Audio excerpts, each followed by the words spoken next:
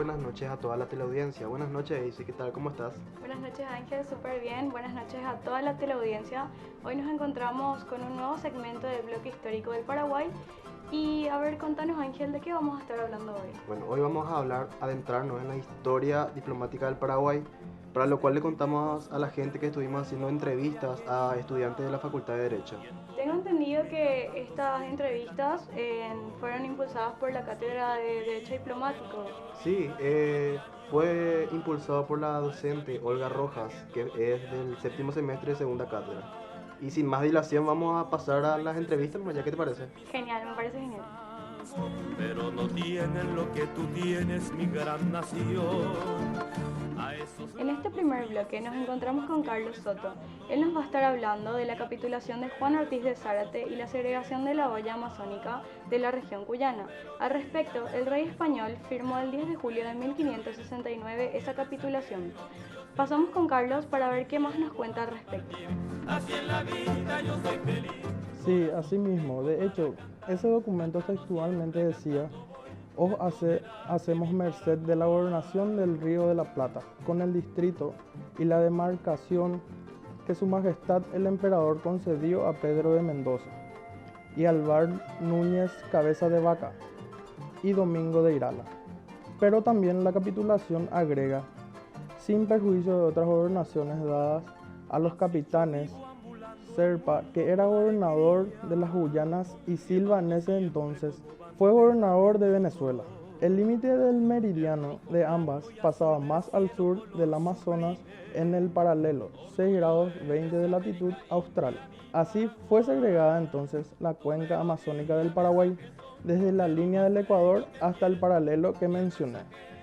Por otra parte, a la creación de Chile se le otorgó 100 leguas de ancho desde la costa del Pacífico, otorgándole la región del Cuyo, actuales provincias argentinas de San Juan, Mendoza y Luis, que antes pertenecían al Paraguay.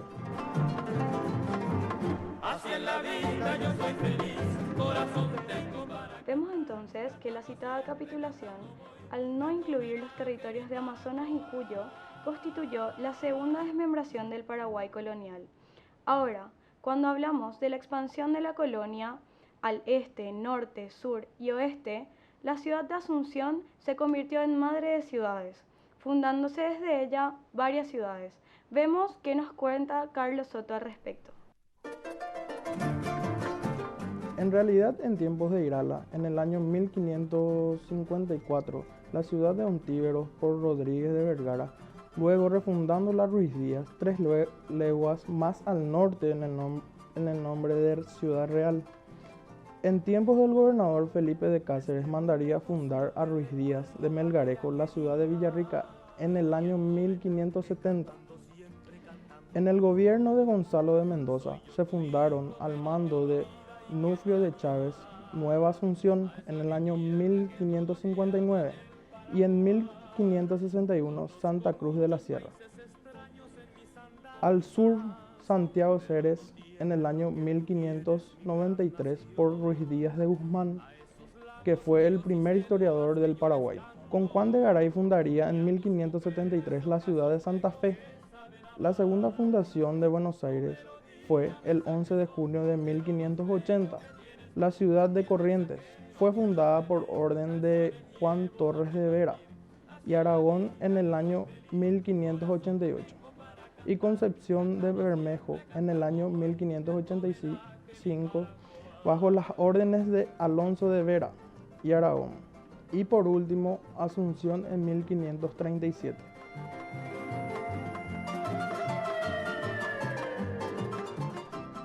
En este segundo bloque estamos con Celia Kesnel. Ella nos va a hablar sobre la pérdida del litoral atlántico. En algún momento de la historia, Hernando Arias de Saavedra escribió al rey significándole la conveniencia de segregar algunas ciudades del Guairá de la provincia y formar con ellas un gobierno aparte. Veamos qué más nos cuenta sobre este tema. Sobre el tema, en el año 1607, viendo que las ciudades del Guairá, Santiago Ceres, Villarrica y Ciudad Real vivían en comunicación casi permanente, completamente apartadas de las corrientes comerciales, Hernando Arias le escribió al rey lo que mencionaste, pero como pasaron algunos años sin que el proyecto se resolviera, en 1615 el procurador Manuel de Frías lo reiteró en la corte. El rey pidió informe al virrey del Perú, Marqués de Montes Claros, que lo envió en estos términos. Juzgo muy conveniente hacer una gobernación, pero porque si quedase con solas las 3 ciudades de Guairá, Santiago de Ceres, Villarrica y Ciudad Real, como Hernandarias escribió, a vuestra majestad, sería poca en su consideración. Es mi parecer que se le agregase la de Asunción, con lo que quedaría cada uno de los 2 gobiernos con 4 ciudades. Desgraciadamente, el informe del virrey prevaleció sobre el pedido del gobernador. Y por Real Cédula del 16 de diciembre de 1617, el rey dividió la provincia del Paraguay en 2. Las provincias del Paraguay a las que le correspondían Asunción, Santiago de Ceres, Villarrica y Ciudad Real. Y a la provincia del Río de la Plata pertenecían Buenos Aires, Santa Fe, Corrientes y Concepción del Bermejo. La división de 1617 constituyó la tercera desmembración del Paraguay colonial. El Paraguay perdió su litoral atlántico, que pasó a depender de Buenos Aires. Quedó aislado y comenzó su decadencia.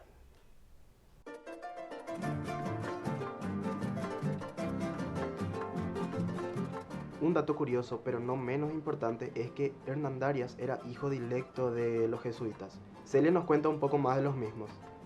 Sí, en esos tiempos, los jesuitas ejercieron el monopolio de la tierra, de la hierba, de las riquezas ganaderas, del comercio de importación y exportación.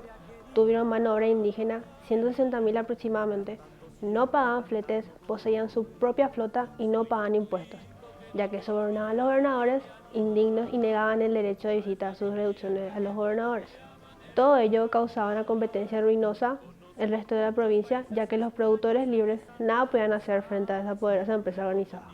Lo que tú tienes, mi gran nación, a esos lagos, ríos y selvas que yo les canto. En este tercer bloque vamos a hablar de uno de los acontecimientos más importantes y poco recordados de nuestra historia, la Revolución de los Comuneros.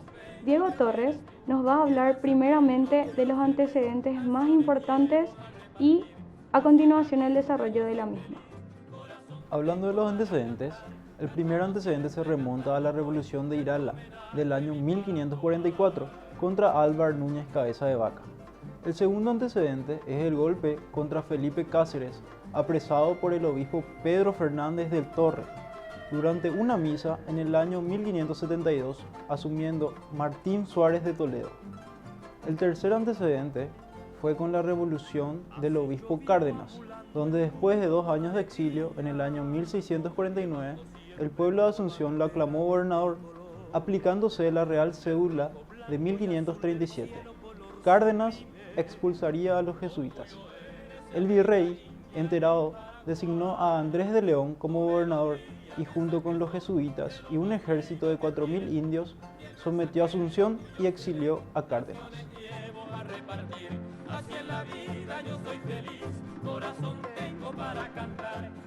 En el año 1717, Diego de los Reyes Balmaceda es nombrado gobernador. Ingrid Díaz nos comentará qué pasó en ese entonces. Sí, en ese entonces, poco después de que Balmaceda asumiera el cargo, no tardaron en plantearse ciertos conflictos debido a su conducta.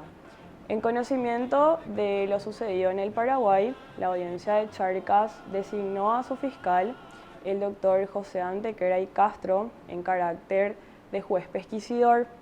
Él tenía amplias facultades y un pliego en el cual se le encomendaba al gobierno de la provincia si es que Reyes de Balmaceda era hallado culpable.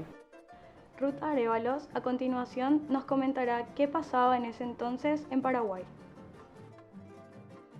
En ese preciso momento de la historia, el Cabildo en Asunción, al enterarse de la noticia, declara solemnemente no atacar ni al virrey ni a Balmaceda como gobernador, a expulsar a los jesuitas de su colegio y a ratificar en el mando Antequera. Entretanto, el nuevo virrey de Lima, José de Armendáriz, insistía en reponer a Reyes de Balmaceda en el mando y en someter a Antequera y a los rebeldes comuneros. así dando comienzo a la Revolución Comunera. Muchos países extraños. Ahora Ingrid Díaz nos comenta cómo llegó la Revolución Comunera a Paraguay. Bueno, un año después de iniciada la Revolución Comunera, en el año 1724, García Ros desde Corrientes emprendía la cruzada hacia el Paraguay con un gran ejército que estaba reforzado por indígenas de las misiones. Ambas fuerzas se enfrentaron a orillas del río Tebicuarú el 24 de agosto de 1724, donde vencen los comuneros y Antequera vuelve triunfante a Asunción. Pero luego el virrey ordena a Zavala que se dirija al Paraguay contra Antequera, al frente de un ejército de 6.000 indios guaraníes de las misiones. En la imposibilidad de resistir, Antequera se ve obligado a retirarse a Córdoba, donde se refugia en el convento de los franciscanos. Zavala entra a Asunción, repone a los jesuitas en su colegio y nombra gobernador a Martín de Barúa. En la cárcel de Lima, Antequera conoció a otro panameño llamado Fernando de Mompos y lo entusiasmó con la causa comunera y le transmitió sus ideas revolucionarias. Mompos consigue escapar de la cárcel y va a Asunción con la siguiente ideología: el poder del común de cualquier república, ciudad, villa o aldea es más poderoso que el mismo rey. En un momento, Mompos asumió el liderazgo del movimiento comunero poco después de su llegada a Asunción, al tiempo que Ignacio Zoroeta, partidario de los jesuitas y de la causa Reyes de Balmaceda, fue nombrado como gobernador en sustitución de Barúa. Veamos cómo continuó esa historia.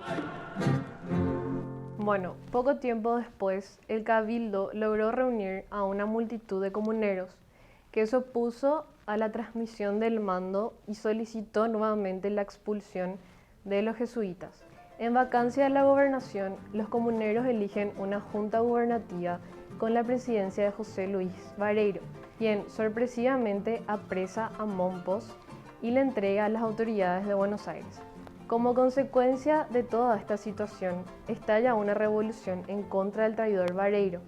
En ese entonces, al mismo tiempo, pero en Lima, luego de 5 años de encarcelamiento, Antequera y Juan de Mena, en el año 1731 fueron ejecutados.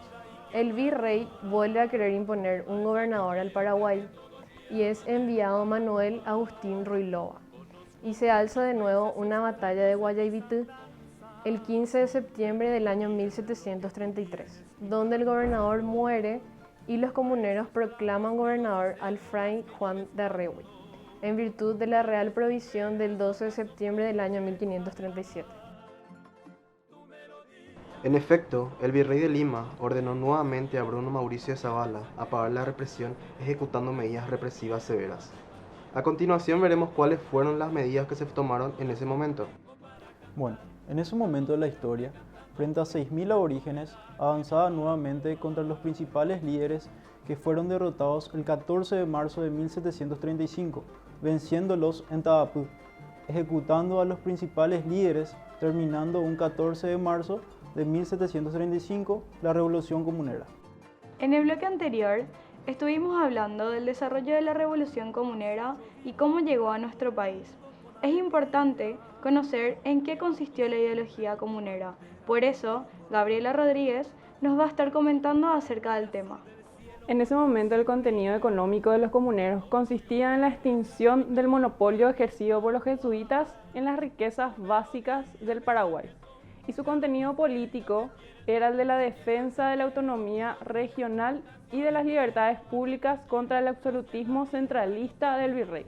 Las ideas comuneras a lo largo de su lucha fueron libertad y buen gobierno, que constituyen viejos y sostenidos anhelos del pueblo paraguayo.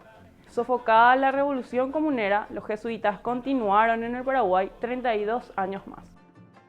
Entonces, podemos deducir que la Revolución Comunera constituyó el más notable acontecimiento precursor de la gesta del 14 de mayo de 1811, que dio nacimiento a la República del Sur con la consagración de la independencia nacional.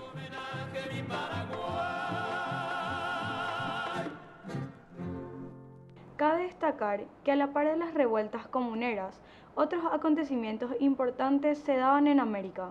el 1 de agosto de 1776, una real cédula emitida por órdenes del rey Carlos III creaba el virreinato del Río de la Plata, con territorios hasta entonces que habían pertenecido al virreinato del Perú. La nueva jurisdicción abarcaba Argentina, Uruguay, Paraguay, Bolivia, además del Río Grande del Sur, hoy brasileño. Veamos cuáles fueron los motivos determinantes de la creación de la misma. Bueno, los motivos determinantes de la creación del nuevo virreinato fueron dos. Por un lado, la dificultad de administrar desde Lima tan vasto territorio, y por otro, la necesidad de establecer a orillas del Atlántico un poder capaz de oponerse a las continuas usurpaciones portuguesas. El virreinato del Río de la Plata tuvo su andamiaje político en la Real Ordenanza de la Intendentes promulgada el 28 de enero de 1782 por el rey Carlos III.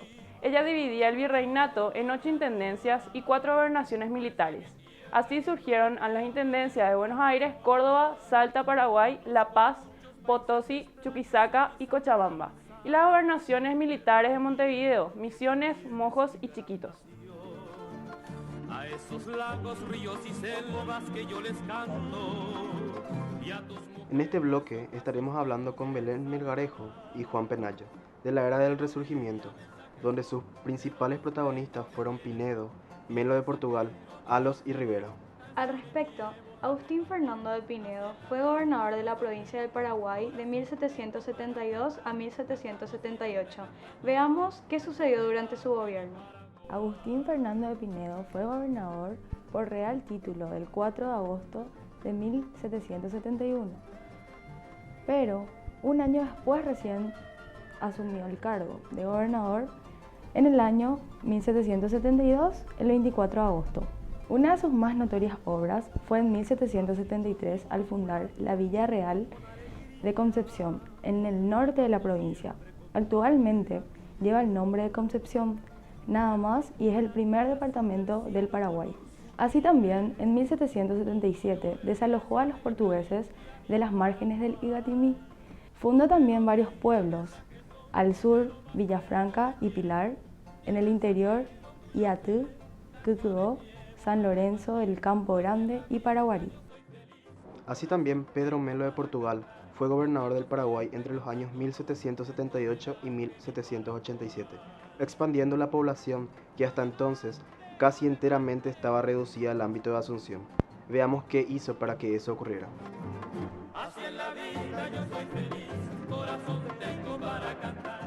Bueno, Pedro Melo de Portugal fundó varias villas a lo largo del río. Así surgieron Humaitá, Curupaití, Villa del Pilar, Villa del Rosario y en el interior Arroyo de Esteros. Con la expulsión de los jesuitas se tuvo la esperanza de que el Paraguay al fin tendría los institutos. Fue el Real Seminario Conciliar de San Carlos o Carolingio, que inició sus actividades en abril de 1783. Sus planes de estudio incluían recursos de teología, filosofía y arte, gramática y latín. Los estudiantes podían seguir en él la carrera de sacerdocio, así como la carrera civil. Joaquín Alos Ibru fue gobernador del Paraguay en los años 1787 al 1796. Redactó los estatutos del seminario en aquel entonces con el fin de eliminar la discriminación y la distinción de clases sociales, incluyendo a los alumnos nativos con el objeto de que se expresen correctamente en el idioma español. Belén Melgarejo nos cuenta más acerca del tema. Bueno, Joaquín Alos gobernó hasta 1796, periodo en el cual se hizo evidente el auge económico a consecuencia del decreto de libre comercio y de introducción de la moneda metálica en la provincia. Su gobierno se caracterizó por enfrentamientos con la élite capitular y al salir del gobierno dejó una deuda significativa. Fundó el Fuerte Borbón en el año 1792, ubicado en el Chaco paraguayo, en la margen izquierda del río Paraguay. En la actualidad lleva el nombre de Fuerte Olimpo. Fue construido para proteger las tierras de los Mayá del Norte, que eran los indígenas, y los portugueses. Lázaro de Rivera y Espinosa de los Monteros fue gobernador intendente del Paraguay de 1796 a 1806. Su gobierno es considerado como uno de los más progresistas, pero aún con poca simpatía de su población. Juan Penayo nos cuenta qué hizo durante ese gobierno. Definitivamente, de hecho, Lázaro de Rivera y Espinosa de los Monteros impulsó la construcción de embarcaciones y durante su gobierno se hizo un censo a los habitantes de la provincia, el cual informaba una población de 97.480 habitantes, con 53 parroquias de blancos y mestizos, 14 reducciones de indios y 3 pueblos de mulatos libres. Fomentó el restablecimiento económico de la provincia, mediante la creación de nuevas industrias con vista a llevar la guerra a las posiciones portuguesas del Alto Paraguay. Del 16 al 25 de septiembre de 1801 sitió el Fuerte Coimbra, fuerte levantado en 1775, al oeste del río Paraguay, queriendo desalojar a los portugueses. El fuerte Puerto Carrero, más conocido como Fuerte de Coimbra, se localiza en el margen derecho del río Paraguay. Dejó el gobierno en 1806 cuando fue reemplazado por Bernardo de Velasco. En cuanto a las transformaciones territoriales de las misiones jesuíticas, la primera misión jesuítica guaraní se fundó en 1609 en el actual territorio del Paraguay bajo el nombre San Ignacio Guazú. Veamos qué más podemos saber al respecto.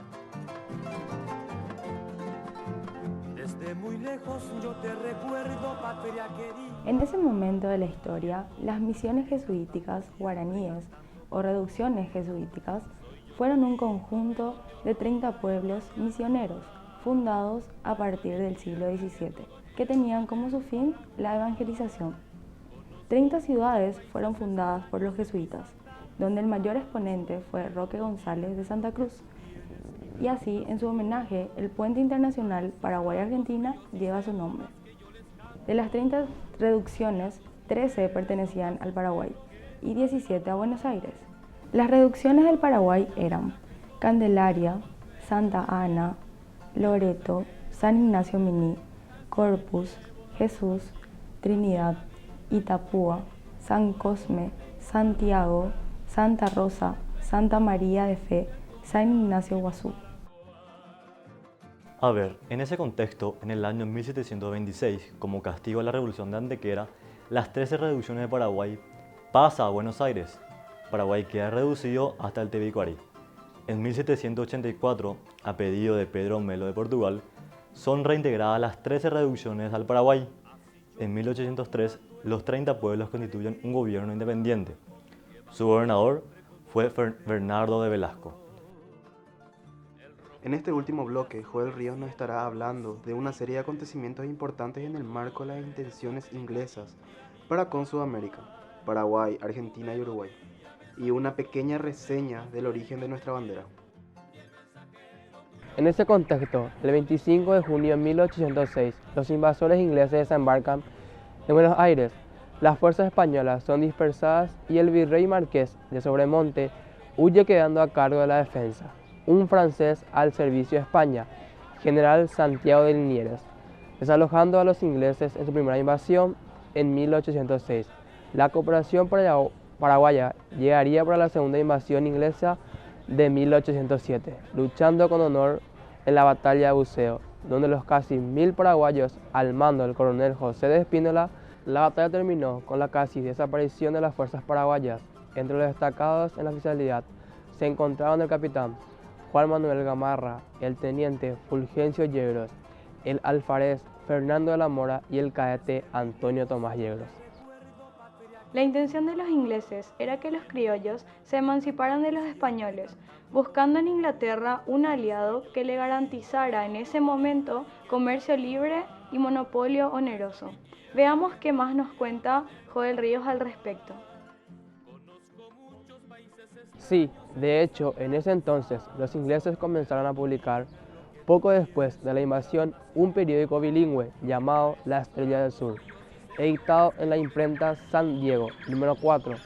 El primer número apareció el 23 de mayo de 1807, abogada por la libertad de comercio. Se publicaba masivamente en Montevideo y circulaba también, aunque bajo capa, en Buenos Aires. En cuanto a los orígenes de la bandera, en el segundo ataque a Buenos Aires, luego de la batalla de Buceo, llega la segunda tropa paraguaya, ya bajo el mando de Bernardo Velasco.